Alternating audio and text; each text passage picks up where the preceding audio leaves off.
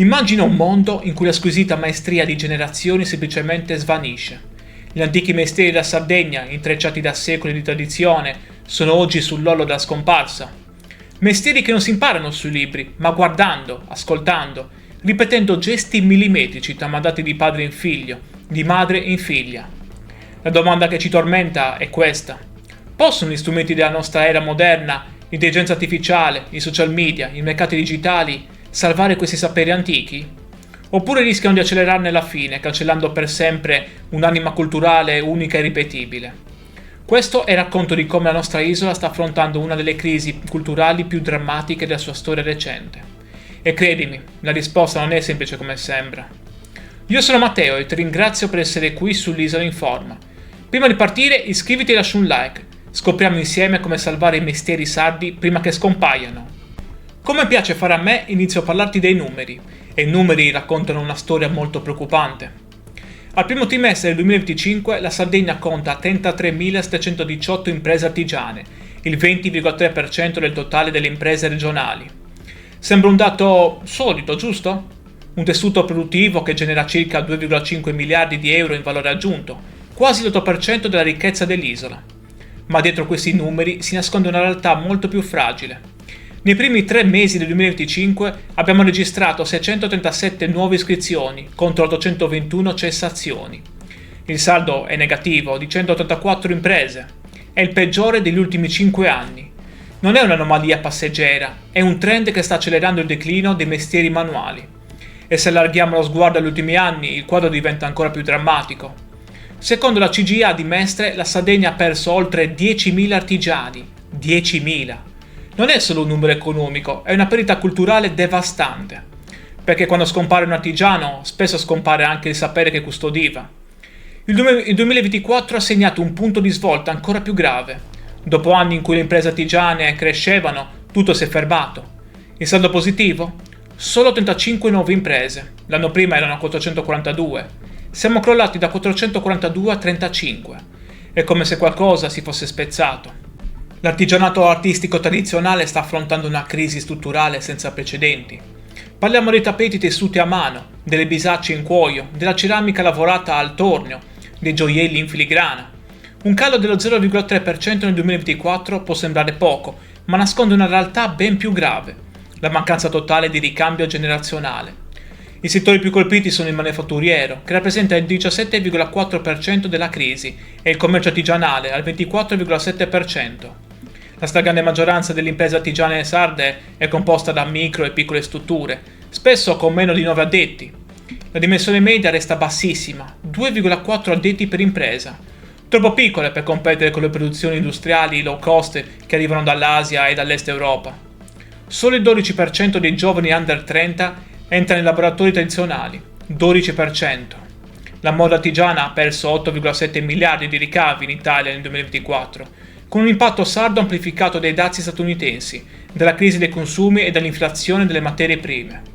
La lana sarda è aumentata del 25%. Senza eredi, tecniche secolari come l'intreccio delle bisacce o la tintura naturale dei tappeti rischiano di interrompersi entro 10 anni. Non è un'ipotesi apocalittica, è una proiezione realistica. Parliamo dei tappeti sardi, quelli veri, tessuti a mano con lana locale di pecore sarde, cotone, lino e canapa. Usano tecniche uniche che non esistono da nessun'altra parte al mondo. I pibiones, quei grumi tridimensionali che creano una texture terrosa inconfondibile. I mattonisi con i suoi motivi geometrici squadrati. Il dentes, i denti di sega. Il battorio in posta, la tessitura piatta. I centri principali sono Samugheo, in provincia di Oristano, famosa per i pibiones con tinture naturali ricavate da piante come la quercia e la robbia, e da minerali come gli ossidi ferrosi. E poi c'è Nule, in provincia di Sassari, con il suo tappeto a stuoia dell'oceano che porta motivi pastorali antichissimi. Le origini di questi tappeti risalgono alle influenze fenicie, bizantine e arabe. Era un'attività esclusivamente femminile, legata all'economia pastorale. Le donne tessevano tappeti, coperte, bisacce da soma, arazzi murali che avevano una funzione pratica: proteggere dal freddo delle montagne. A Samugheo la tradizione secolare resiste grazie a 15-20 tessitrici attive. Ma c'è un problema enorme. L'età media è 65 anni. 0 apprendiste under 40. 0. Quando queste donne smetteranno di tessere, chi continuerà? Una tesi di laurea del 2025 dell'Università di Cagliari ha proposto una valorizzazione norvegese, fondendo un design scandinavo minimale con la base dei P-Biones per aprire nuovi mercati nordici. È un tentativo disperato di dare un futuro a questa tradizione. Le produzioni abituali sono tappeti di 180x180 cm o 200x300 cm, con cotone per l'ordito e lana sarda per la trama. I tempi di realizzazione? Da 6 a 12 mesi per un solo pezzo. Le bisacce in cuoio derivano dall'economia pastorale nuragica e punica. Erano oggetti funzionali per il trasporto ovino, intrecciate con i tappeti per decorare i boi durante sagre festive. Il processo è completamente manuale. Concia vegetale con castagno o quercia, taglio a mano, cucitura con budello, motivi incisi o punzonati. La lavorazione della pelle fa parte di 200 microimprese artistiche a rischio. Le reti commerciali sono deboli, con l'80% delle vendite concentrate sui mercati locali. I ritmi industriali sono insostenibili. Una bisaccia richiede 40-60 ore di lavoro. A Nuoro i 12 lavoratori di cuoio e barbaricino si sono ridotti a 5 attivi nel 2025. L'export verso gli Stati Uniti è calato del 40% a causa dei dazi. Se ci tieni a salvare i mestieri tradizionali, iscriviti al canale e lascia un like. Il futuro dell'artigianato dipende anche da noi. Ma ora arriviamo al punto più interessante, la rivoluzione che sta accadendo sotto i nostri occhi. Le imprese sarde che vendono esclusivamente online sono triplicate, da 221 nel 2014 a 704 nel 2024, un aumento del 218,6%. Di queste, 150 sono dedicate a manufatti artigianali, tappeti miniaturizzati, bisacce di design, cuoio personalizzato. L'e-commerce ha superato le distanze insulari e valorizzato i prodotti tipici. Il boom si concentra nell'agroalimentare, che rappresenta il 60%, ma l'artigianato digitale copre il 25% del totale.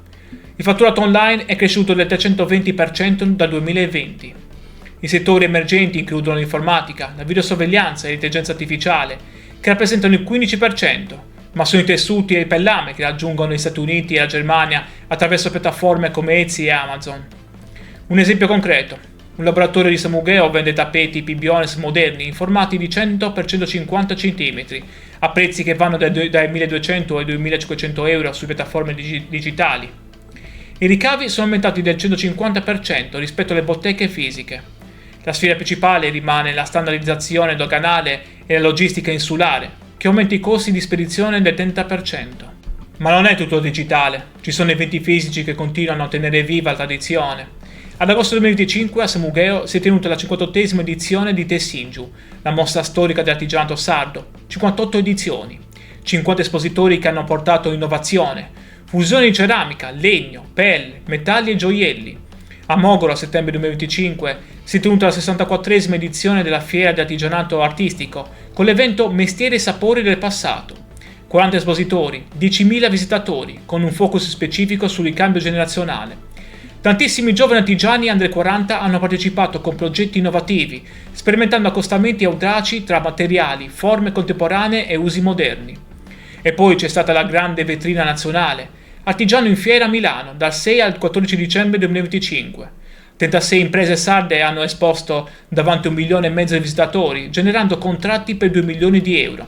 500 contatti export sono stati raccolti da micro e piccole imprese che producono tappeti di Nule e Samugeo e cuoio di Nuoro. Ma le belle parole, si sa, non bastano. Servono investimenti reali. La Regione Sardegna ha approvato un disegno di legge il 24 settembre 2025 per ricostruire l'isola, l'Istituto Sardo per l'Organizzazione del Lavoro Artigiano, che era stato soppresso 20 anni fa.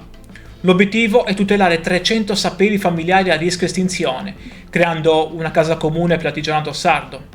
Il modello potrebbe diventare un esempio per l'Europa, con fondi europei per 50 milioni di euro.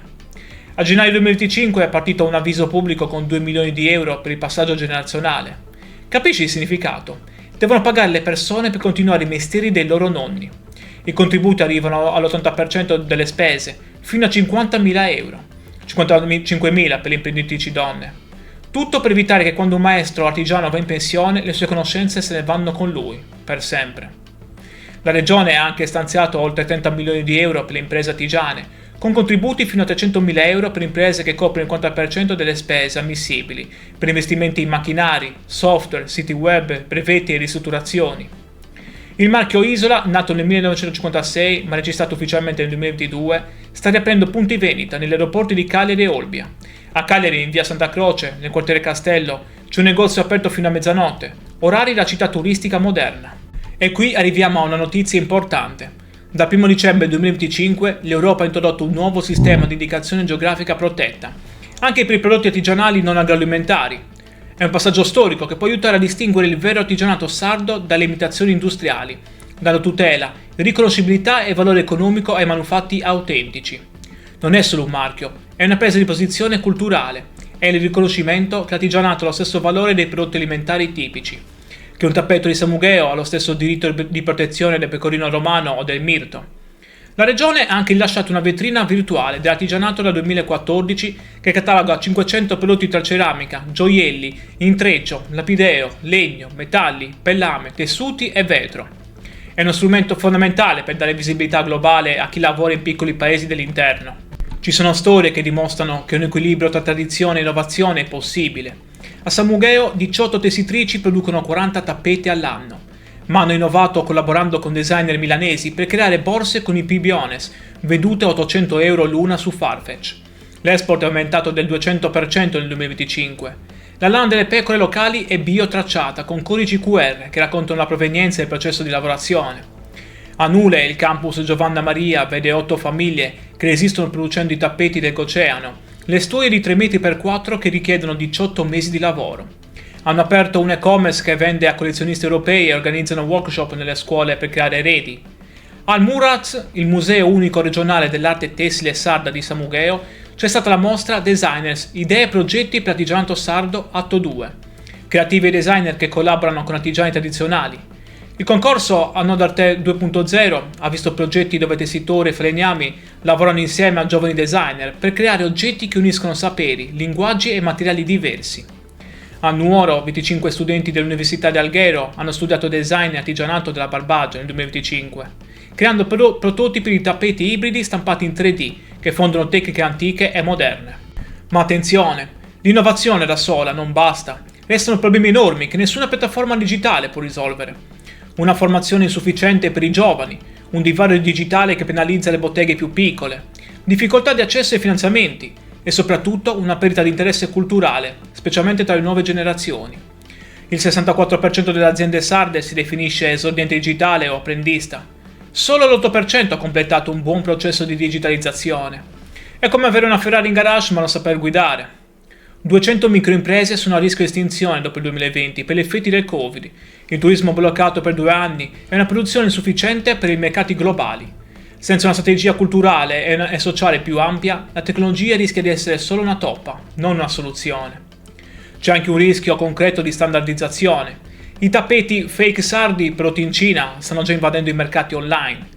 La sfida è mantenere l'autenticità mentre si abbraccia il digitale. La Sardegna attira milioni di turisti ogni anno. Nel 2024 64.000 presenze estive hanno registrato un aumento del 19,6% rispetto al 2023.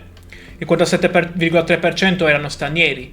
Le 5.941 imprese artigiane legate al turismo hanno generato un indotto enorme.